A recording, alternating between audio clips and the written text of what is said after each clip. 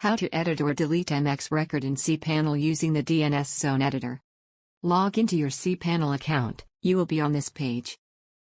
Scroll down to the Domains section and click on the Zone Editor icon.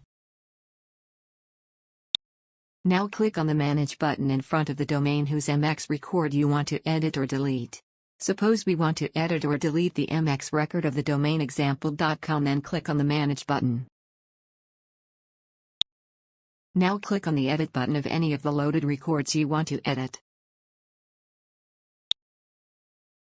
Now edit the record and click on the Save Record button. That's it, the MX record has been updated. To delete a record, click on the Delete button and continue.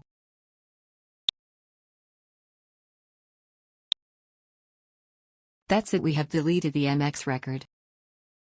Now you know how to edit or delete MX record.